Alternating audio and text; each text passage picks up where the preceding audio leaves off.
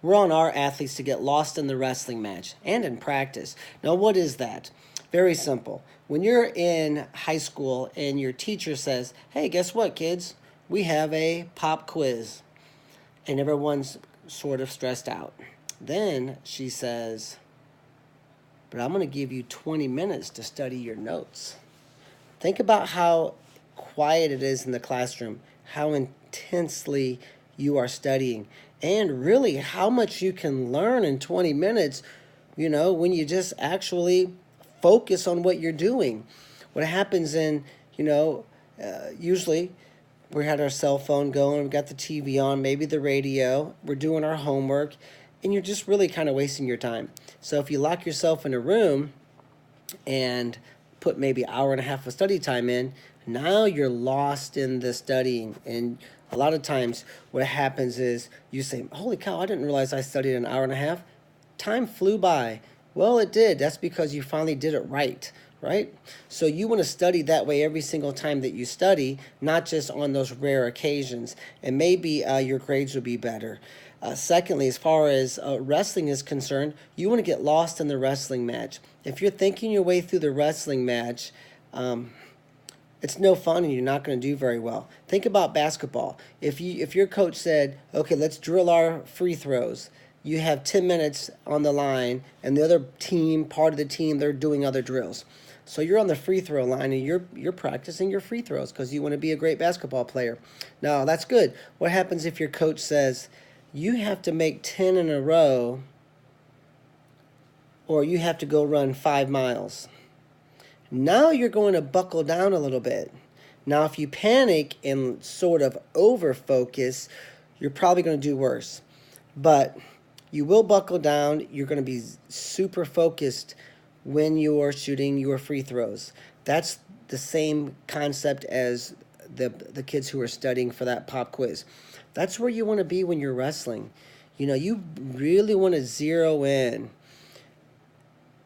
And how do you do that? Your mind can go. You can think about hundreds of things a minute, literally. Many things a second sometimes. Your mind can go very fast, but your brain can only focus on one thing at a time, and that's your opportunity to harness that. We know that thoughts create emotion. That can be a good thing or a bad thing. Bad thoughts create bad emotion. Good thoughts create good emotion. And we always want to be thinking good thoughts, so we create good emotions. There's a lot of video clips in here that cover that. But also, when you're in a match, you want to focus on scoring points. You don't even focus on winning, because winning is a byproduct over here. Let's say that you're at an archery tournament and you're focusing on, you want to win the state title in archery. You don't really think about winning the title. You should be thinking about staring at that bullseye, right? So we like to tell our athletes to think about winning and success and getting the big trophy and having these great wrestlers' name on your wall, because we like to get the weight brackets, right? We are always focused our athletes on getting those weight brackets, not medals. The weight bracket is the prize, because it has the history of the kids I beat, many of which are on our hit list, hopefully.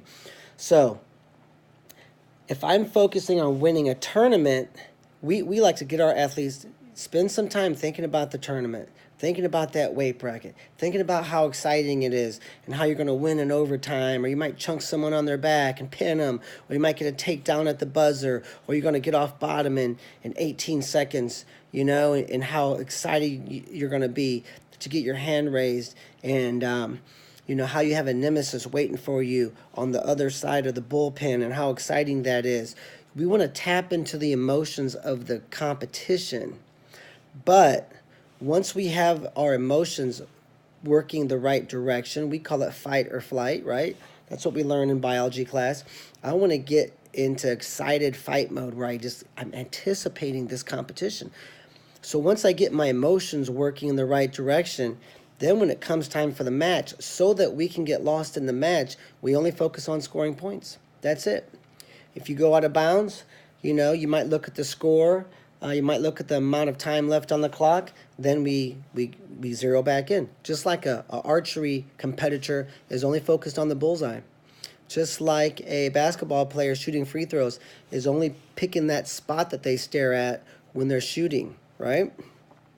So that's the only way to get lost in the match, is to keep the thinking out of the match, right? Keep the distractions out of the match. You shouldn't be noticing the crowd. You shouldn't notice, that's the reason I'm really dead set against the dads a lot of times, and even some coaches who tell the kids, look at me, look at me. They want eye contact so they can say, let's go, or get the ankle faster, or hopefully they're not, but half the people do. They're yelling 700 wrestling moves every period, right? And you watch the elite college coaches, they don't yell technique move after move after move after move, right? So all these things are distractions, and then you wonder why your kids don't get lost in the match. It's because you're pulling them out of their concentration zone. If your kid's studying for a test or getting ready to shoot a basketball, in the free throw in the state finals, and you say, give me eye contact now, they're never going to be able to make the play. So leave the kids alone. They've got the feel out there, right? But as far as getting lost in the wrestling match, you can use the studying example and the free throw example as a good way, because sports are sports. Being a level of focus is focus, whether you're in an archery competition or a wrestling match, or on the free throw line, or just trying to study for a cram for a quick exam. We want to focus. So the best way to get your mind focused is to focus on one thing. Remember, we said your brain can go 100 miles an hour, but it can only focus on one thing at a time. The one thing you're going to focus on is scoring. If you're on your feet, I'm focused on getting the legs, right? Then if my opponent shoots, I'll down block. Now I'm focused on scoring from a front headlock. If I'm on bottom, I'm focused on getting to my feet. Right now, if I get to my feet, my opponent drops to my leg. Now I'm focused on getting the reversal or clearing out from there. If you're on bottom, you're focused on scoring from bottom. It's called picking a spot in archery. Well, in wrestling, we don't really have a spot to stare at, and our targets are moving. It's a very complicated sport. So focusing on the task is called having a task mind or a task brain. That's the only way to get lost in the wrestling match. What happens is the wrestling match should feel like a dream. When you're done with the match, it should feel like you don't remember everything that happened. I know sometimes my dad would say, man, that duck under was blazing fast. And I was like, oh yeah, I think I did hit a duck under. I really couldn't remember it. But the matches I wrestled poorly, I had anxiety. I was thinking about things. I would even notice my shoestrings maybe not being tied perfectly. Your mind's going all over the place. I notice how thirsty I am, how tired my legs are. If you're having those thoughts, you need to correct some things. And the best thing you can do is practice getting lost in the practice. So just like the basketball player who's shooting baskets, who's not really focused, will really focus when his coach says, you have to make 10 in a row or you're doing a 5-mile run. We can do that in wrestling too. So in wrestling practice, approach it like it's a match and really focus on scoring points. Learn to block everything out. A definition of focus I heard from a wrestling great was this: block out the unnecessary. And if a thought comes in your mind, just let it be there, just like a kite floating away. It'll float away. You just got to get back to saying, okay, I got to score, right? So don't chase the kite. Just let that thought be there, but you have to remember to refocus on, hey, I've got to score. And if you learn to get back to home, and refocus, your wrestling's going to take off. So there's awesome advice. Check us out at purlerwrestling.com. And thanks for watching our videos.